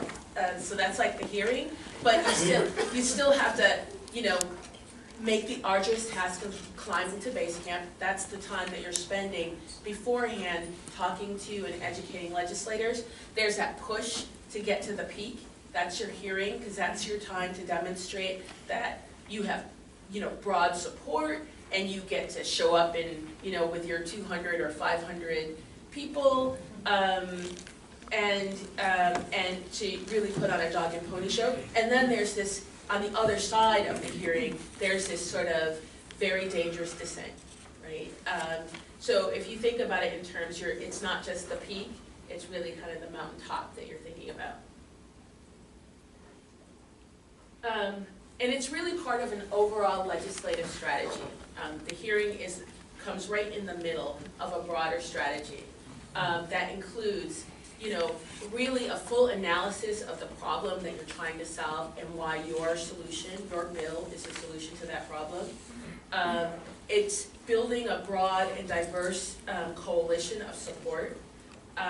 It's identifying storytellers who can personalize the problem and the solution, why, actually put a face on the problem. Because as Delegate Lukey said, that's the thing that really makes people pay attention, that it's not just a theory, that these are actual real people who are facing a problem, and that how your bill is the solution to the problem. And that's finding those storytellers. That's what the media wants to talk to. Those are the people that they want to see in letters to the editors. Those are the people who can go and do the lobby meetings. Those are the people who you can testify. Putting together your legislative strategy includes a media plan. How do you educate the masses? Yes, your group has gotten together, and maybe if you're really passionate about,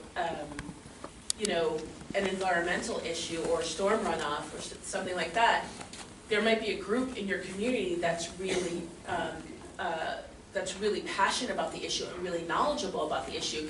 But what you really need to demonstrate is that this is a broader problem, because you're asking for a statewide solution in many cases, or you're asking for the state to set a precedent so that this is an issue that can be taken up at the local level, other places.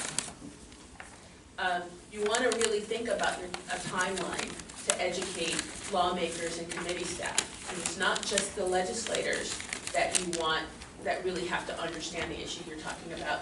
It's the staff, the people who work in Annapolis year-round, who staff a committee, they really have to understand what it is that you're proposing and why your particular solution is the answer to the problem. So you want to build in time so that you can do all of that education. And the last part of your legislative strategy is sort of, you know, a grassroots, like the ability of having voters contact their legislators to tell them, you know, we need you to support this bill and provide visibility for this. This is usually when there's a video, actually we'll skip the video. So before the 90 days, if you're thinking about the very first part of the legislation, as Delegate Lukey said, you have 9 months, we'll take out a month and let them go on vacation. You have 8 months in which that you really need to, that you can use to educate your legislators. And that's really where the bulk of your work is done. So in the 90 days leading up to session, that's when committees start meeting.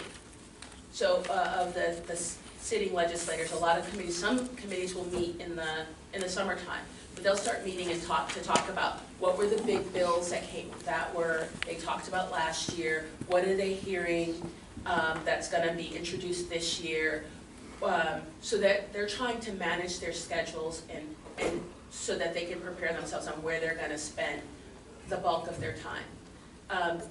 You want to get in early in those 3 months before the legislative session begins. You want to go make an appointment and sit down with the chair of the committee. It might not just be one. It's usually, you know, takes a couple of people with you who live in that person's district, preferably, and have a conversation about your issue. They have time then. That's the time you want to spend to go and visit your delegate or senator and all of the people on that committee and the committee staff. You can actually have time to sit down where you're not being rushed and you can explain, you know, you could share a story, you can to personalize the issue, you can sit down and talk about facts and figures, and what that time gives you is they get to ask questions and they get to voice concerns. All of information, that's feedback for you to take, digest, and figure out how you're going to address that, how you can address that, either directly to that legislator or you know, in preparation for your testimony. And that's also the time that you want to identify a lawmaker who can sponsor your bill. Your 90-day session checklist, as you can see, the hearing is just one thing among a list of things on your checklist.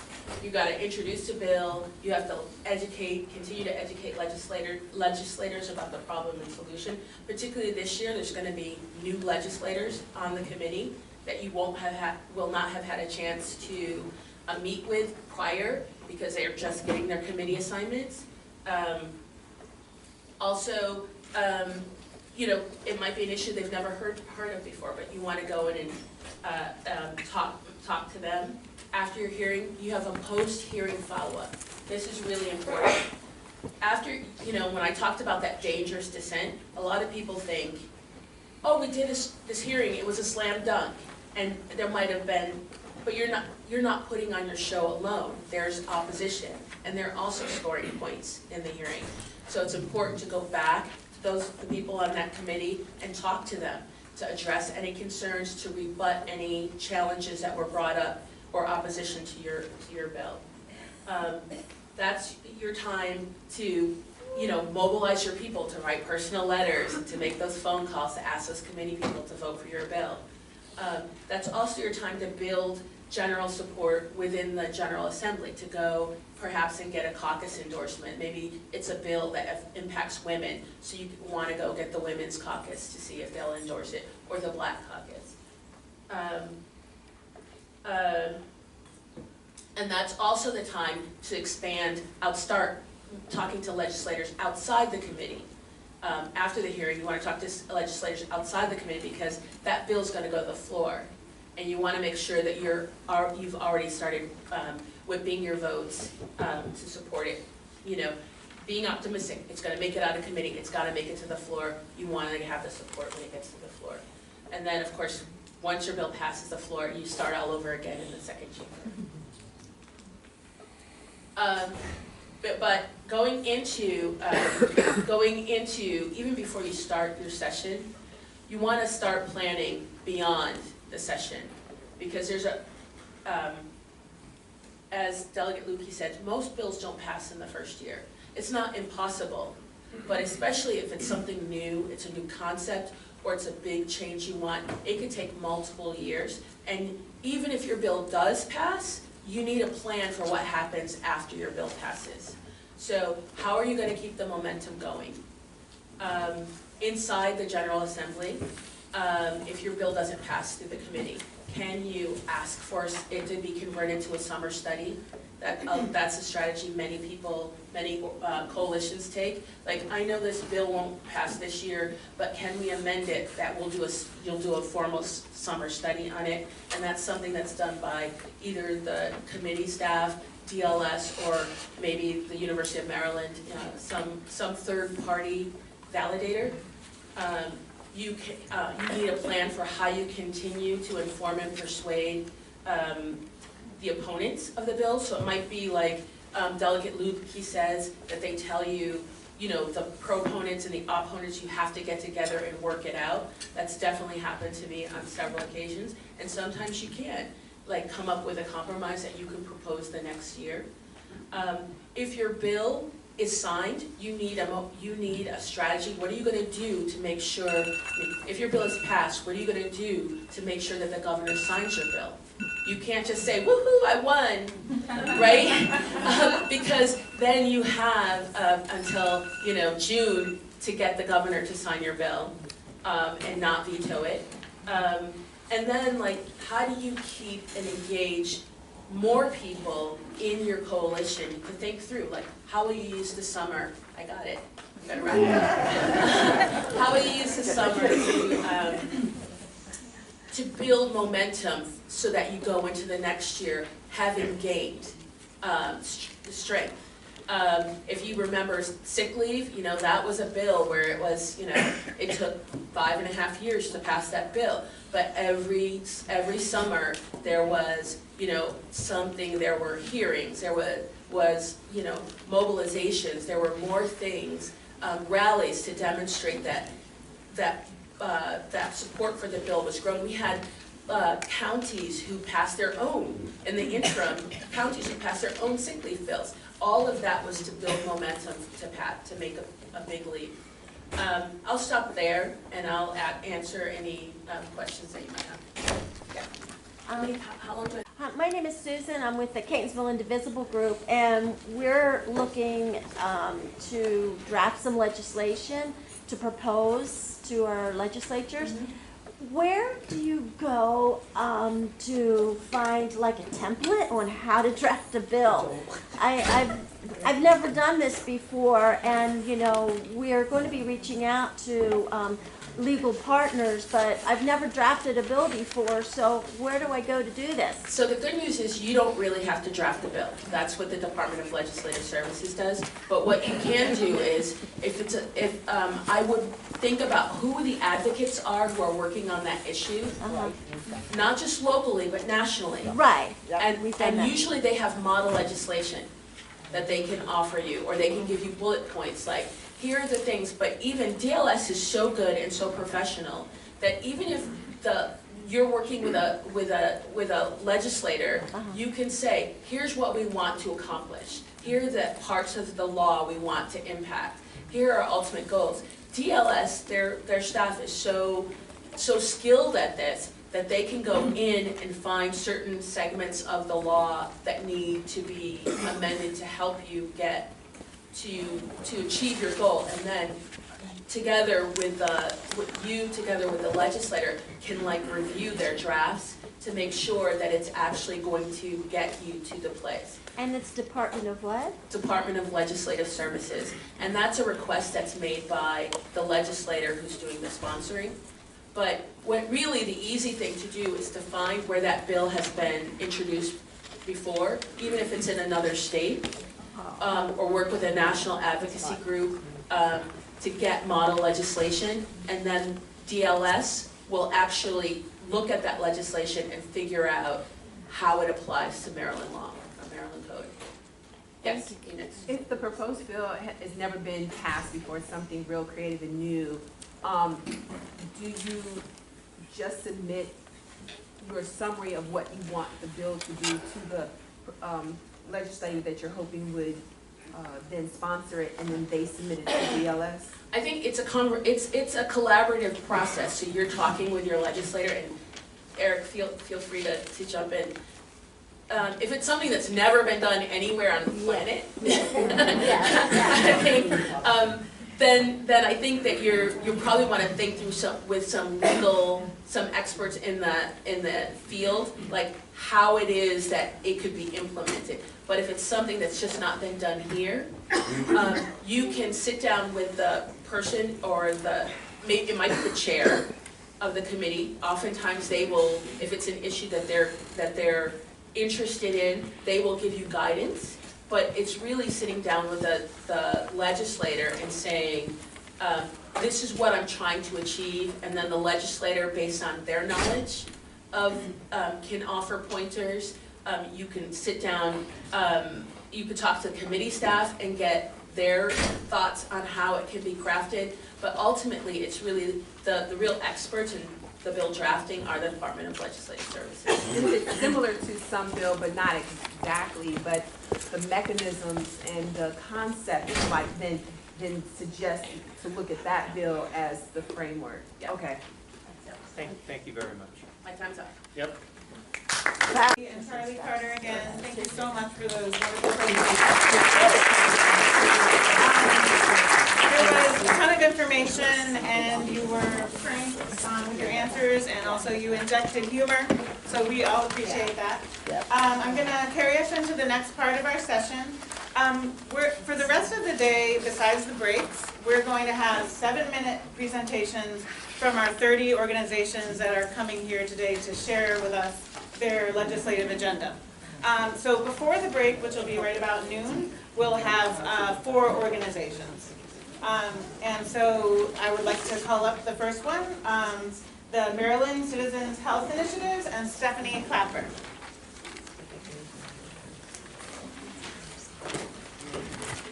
Hello, thank you all for having me here today, and I want to start out by first thanking the many organizations represented here who have done so much with us with the Healthcare for All Coalition toward quality, affordable health care for all Marylanders. We have a lot to celebrate already. We know that the tobacco and alcohol tax increases that we advocated for resulted in over 70,000 lives saved from horrible tobacco-related deaths. We were able to expand Medicaid to over 200,000 people in Maryland. And a recent April report shows that we also decreased drunk driving, we decreased STD transmission. So thank you all so much for doing that with us over the years. Now, first I want to talk about the Affordable Care Act. The Affordable Care Act has been a great success here in Maryland. Over 450,000 Marylanders have been able to get access to quality, affordable health care through the Affordable Care Act. And we have new data that shows that the ACA also benefit those of us who get coverage through their employers. This data shows that premiums rose more slowly for people who get coverage through their employers in Maryland since the Affordable Care Act went into effect. Now, unfortunately, the Trump administration and Republican leadership in Congress have been doing everything that they can to sabotage this progress. First, they tried to repeal the Affordable Care Act. When that didn't work, they focused on sabotage. And we are doing everything we can in Maryland to defend the progress made here. We advocated for the creation of a protection commission in order to tell the legislature, here's what's going on at the federal level, and here's what we can do to protect Marylanders. And our president, Vincent DeMarco, sits on that commission. Last year, the legislature and Governor Hogan, in a bipartisan way, were able to pass a reinsurance package and also put limits on substandard insurance. Thanks to that, premiums actually went down in the individual market this year. And on that note, open enrollment is open until December 15th. If you need health coverage, check out the Maryland Health Connection before December 15th. Now, one of the most recent sabotage attempts is that the federal government is no longer going to enforce the individual mandate that says that people must have health insurance starting in the year 2020. So we need to counteract that in Maryland, and what we're proposing is a health insurance down payment plan. Now the way it would work is at tax time, you'd be asked, did you have quality health coverage in the past year? And if you say yes, great, that's the end of the story. But if you say no, then you'll be given the option to either pay a penalty to the state, or instead use the money that would go to the penalty to instead purchase quality health coverage. We estimate that there are at least 70,000 Marylanders that could get quality coverage right now for no more than the cost of the penalty, plus the federal subsidies that they already qualify for. And if all those people get health coverage, not only are we going to have more covered people in Maryland, which again is going to help premiums for everybody, but also in the individual market we'll have a lot more younger, healthier people in the market, which will also stabilize premiums there. We also estimate that about 50,000 Marylanders would be able to enroll at Medicaid at tax time. So we would love your support in getting the health insurance down payment plan passed. Now the second thing I want to talk about is prescription drug affordability. How many people here either take a prescription drug or know someone who takes a prescription drug? Everyone raise their hand. Unfortunately, about a quarter of Americans can't afford the prescription drugs that they need. I have a friend, his name is Larry Zarzecki, and he has Parkinson's disease. And he can't even afford the drug that would best help him treat his condition. In fact, the drugs that his doctor have recommended that he's cobbled together to manage the symptoms as best he can still come to $3,800 a month. After insurance. He has to go without his medication often, and it's not right. We also know that high drug costs are increasing premiums for all of us, and that public health programs are struggling to afford drugs that they need, like naloxone, which that price has been skyrocketing, and naloxone can stop a drug overdose in its tracks, so it's very important. Now, manufacturers, when you ask them why the prices are so high, they say, oh, we need the money for research. It sounds good, but we know that they actually spend billions more dollars on advertising than they do on research.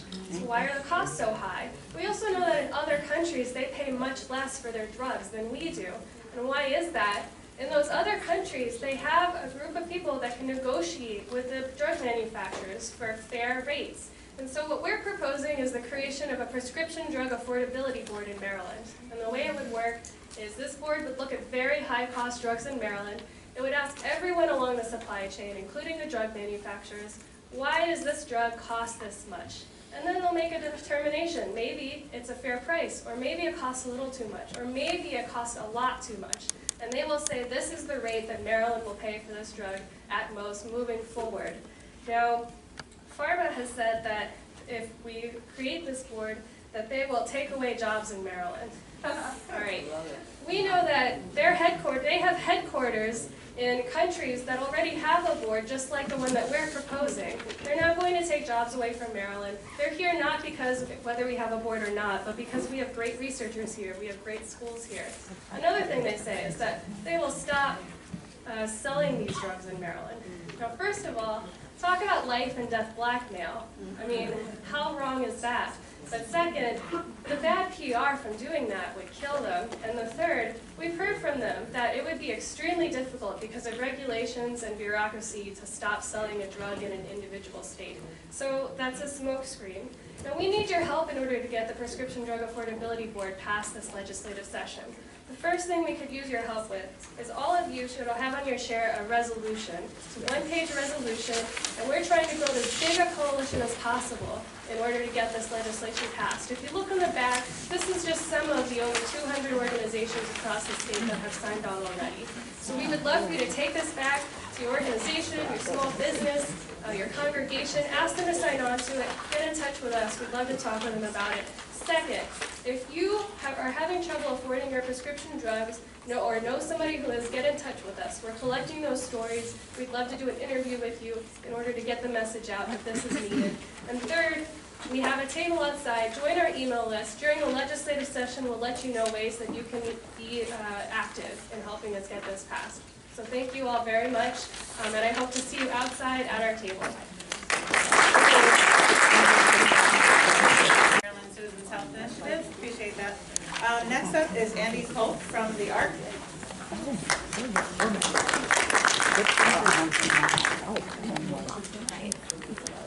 everybody. Is it on?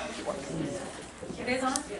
Okay, great. Hi, I'm Andy Colt from the ARC Maryland, and for those of you who don't know, the ARC is the largest statewide advocacy organization dedicated to the rights and quality of life for people with intellectual and developmental disabilities here in Maryland. We're part of a national organization of over 700 chapters throughout the United States, so we've got a pretty good-sized family going on. As far as our priorities go for the legislative session, our number one priority feels like it's like this every year, and it's probably like this for everybody, but it's funding for community programs. So just to give you a little bit of background, 13 years ago, in 2006, it's fiscal year 14 years ago, there's a wage factor in the rates that we get to support people in the community, and our wage factor was 69% above minimum wage.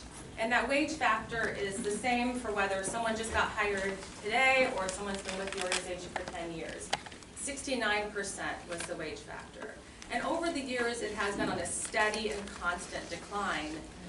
So when the state was talking about increasing the minimum wage in 2014, we made sure that with our legislative champions, that there was a mandate in the minimum wage act of 2014 that would provide for a 4% increase the first year, followed by 3.5% increases to our funding for the next few years through 2019. So that mandate ended with this last budget cycle. Unfortunately, the governor would put the money in the budget and then promptly take it out through the Budget Reconciliation Finance Act, and the General Assembly did their best and pretty much put it back every year. Wasn't able to get it back in every single year. But right now, today, our wage factor sits at just about 19% above minimum wage. And again, that's for every hour of support provided to a person with disabilities. Okay, so obviously this is very alarming to us. And in Prince George's County and Montgomery County, it's even worse. In Prince George's County, because their minimum wages are higher in those counties. In Prince George's County, the wage factor is at 8% above the minimum wage, and in Montgomery County, it's at the minimum wage because they're on a different schedule this year. So when the Fight for 15 legislation came up last year, we were part of that effort. We believe people should make a good, solid wage. We believe in the work of the people who work in the developmental disabilities field. But we needed to make sure that that legislation included another mandate. Because again, we're not government, entities, but we do the work of the state throughout our services in our counties. So the Fight for 15 bill did include a mandate. So we're looking for any legislation this year that comes forward to increase minimum wage in Maryland, that it also include a mandate for community services. Thank you for being timed. Okay. Another thing I'd like to point out is, this whole thing about the direct support wage factor, it's not a crisis, because a crisis is like the Camp Fire in California. It's sudden, it's devastating, it's unexpected, and it's usually time limited. This is a long-standing systemic failure in the evaluation of people with disabilities and the people who do those jobs. It's also a social justice issue because the majority of the people who work in direct support professional positions are women. They're largely minority women, and more immigrant populations are working in this field. So it's absolutely a social justice issue now that we need to take care of. We owe people more than that, and we can do better in Maryland. Another priority for us is supportive decision making. For people with disabilities. So I don't know if you're familiar with supportive decision making, but a lot of states are adopting supportive decision making as a viable alternative to guardianship. So it's not to replace guardianship, but it's another tool in the toolbox that allows a person to maintain their rights, but they can also engage somebody that they trust to help them understand the risks associated with something or to communicate what their preferences are. And Disability Rights Maryland is heading that effort up. But if anybody's interested in learning more about supported decision making as a viable alternative to guardianship and what that would look like and what safeguards would be put in place for people with disabilities, there's going to be a forum on December 7th right here on the UMBC campus at the Hussman Institute. So go on the Disability Rights Maryland Facebook page and you can get more information about that. But that's something that we're very excited about and we support. Another one of our priorities is transitioning youth tracking. Every year the governor puts money in the budget for transitioning youth, and those are young adults graduating from high school around the age 21 so they can seamlessly go into adult services of some type. So mom and dad can keep working and people can be employed. This year, the Transitioning Youth Fund, it was funded, but there was only, as of 2 weeks ago, there were only a little bit more than 30% of those young adults in services.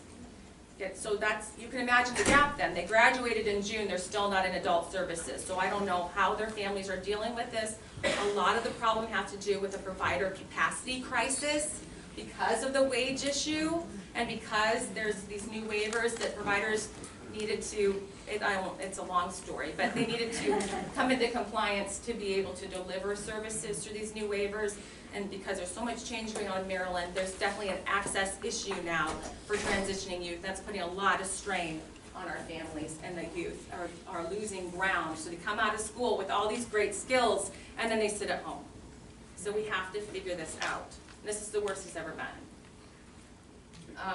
Lastly, we expect physician-assisted suicide bill to come up again this year. Maryland opposes physician-assisted suicide because there aren't enough safeguards in place to protect people with disabilities who might be taken advantage of by somebody who stands to gain from their demise. So mom and dad pass away, leave the house to, you know, Anne and the other sisters and brothers, you know, and your life is already too hard. You know, I don't know. There's just stuff that's going on in other states that is concerning to us. So until we can find some legislation that puts into place some safeguards for people with disabilities, we will be actively opposing this piece of legislation. So, okay, all right. Well done. Next we have Brianna Matthews-Brown from Free State Justice.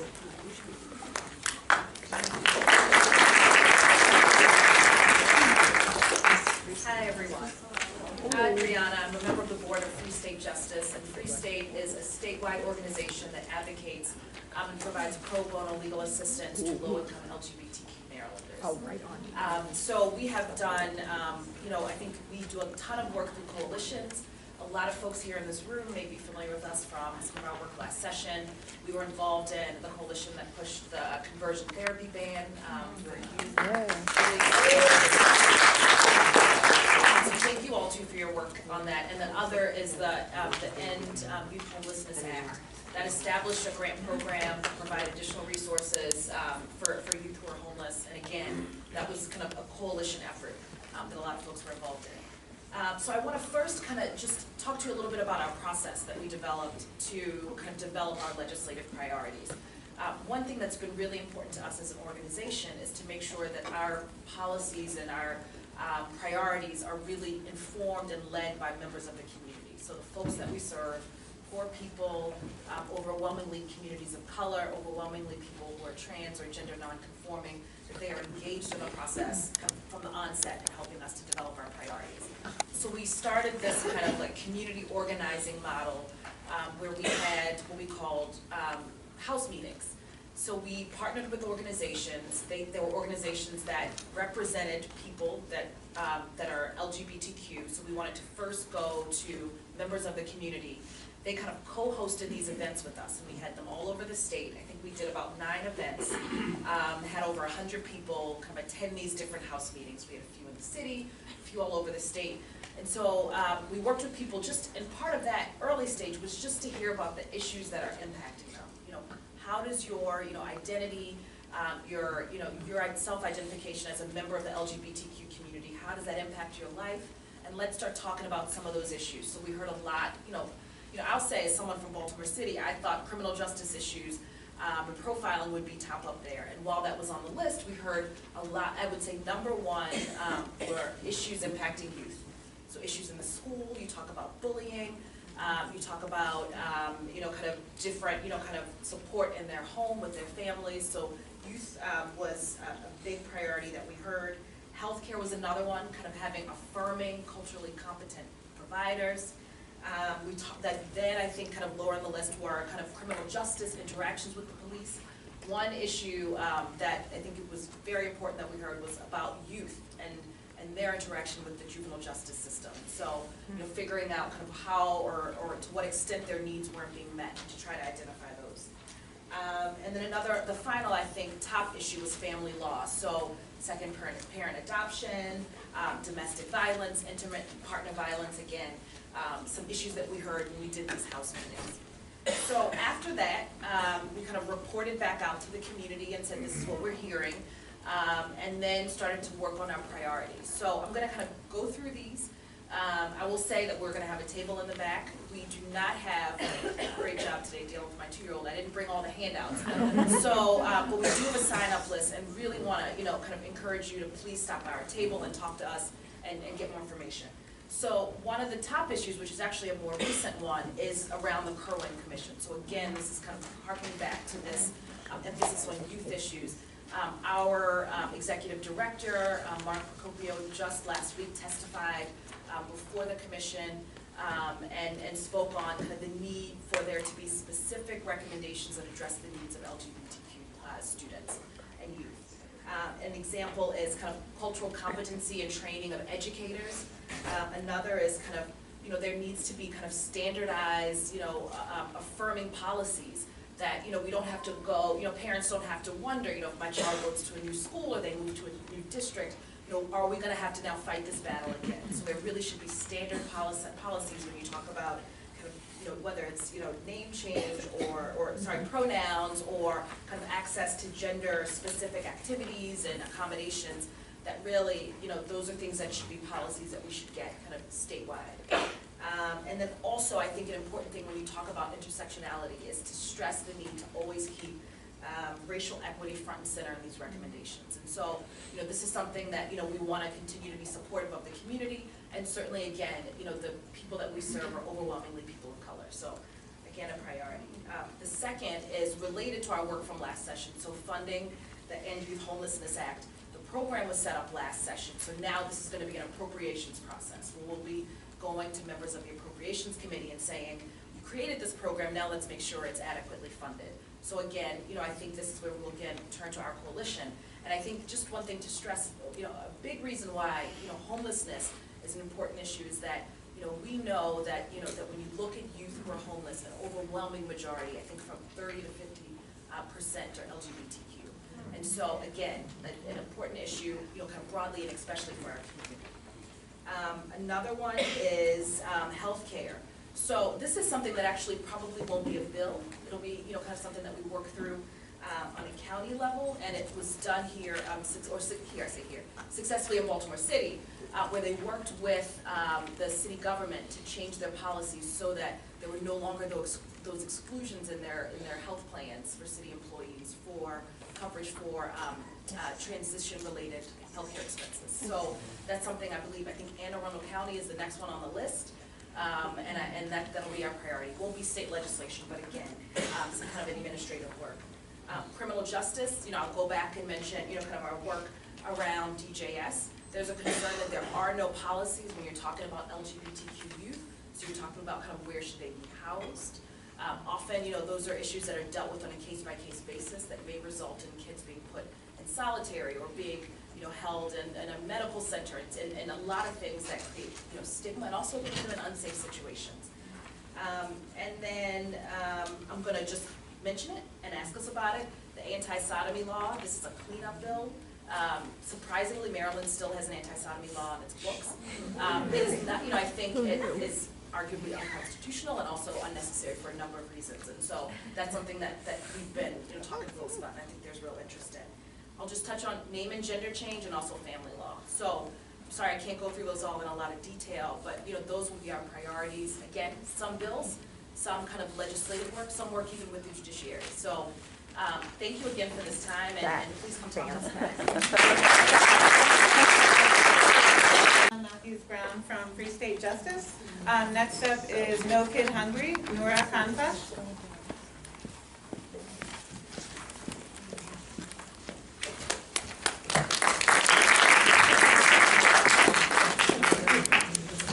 Hello, everyone. My name is Nora Kentesh, and I work for an advocacy organization called No Kid Hungry Maryland, which works to end food insecurity.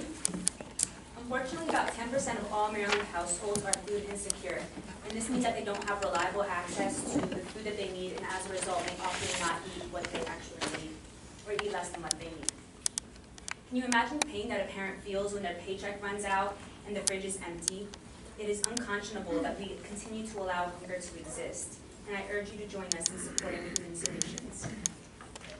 For example, the school meals programs are effective anti-hunger interventions, and thousands of low-income families across Maryland rely on free and reduced price school meals during the school year. But during the summer, that's an especially difficult time for these children and families because children no longer have access to these free and reduced price school meals. The existing summer meals program aims to address the problem by providing summer meals to children in places like schools, libraries, and parks. However, the federal summer meals program only meets a fraction of the need. Summer SNAP for Children will address this gap by building on the existing foundation of the Supplemental Nutrition Assistance Program, also known as SNAP, food stamps, or the Food Supplement Program in Maryland. SNAP provides monthly benefits for food on an electronic benefits card and is a lifeline for more than 635,000 low-income Marylanders. Families that receive SNAP benefits are amongst the most vulnerable in our communities. For example, a single parent with one child may qualify for SNAP if their monthly income is less than just $1,800 a month. In Maryland, more than 272,000 children receive SNAP benefits. However, there are many misconceptions about the SNAP program. For example, does anyone know what the minimum monthly benefit for one person is? You all can just call it out. $350. The minimum monthly benefit is just $15 for one person per month. That's about as useful as. The maximum benefit for one person per month is $192, and the average amount is around $126 a month. That's useless. So we know that SNAP works. It reduces food insecurity by 30%, reduces child poverty by 28%, and improves child health. Children who receive SNAP benefits do better in school and are more likely to graduate high school. The Summer SNAP for Children program will reduce poverty and food insecurity by providing an additional monthly benefit for food of $30 per child per summer month, so June, July, and August. The supplement to federal SNAP benefits will be automatically added to the EBT or the electronic benefits card of families with children. So we know the problem and we know the solution, but we need your support to make Summer SNAP for Children a reality. So if you're interested in supporting this work, please go to tinyurl.com/summersnap to sign a letter of support, and we will send your letter to the Maryland State Senators and delegates to urge them to vote for this bill. And again, it's tinyurl.com/summersnap. And please come see me outside if you're interested in supporting this work or any work around food insecurity. So thank you all for your time.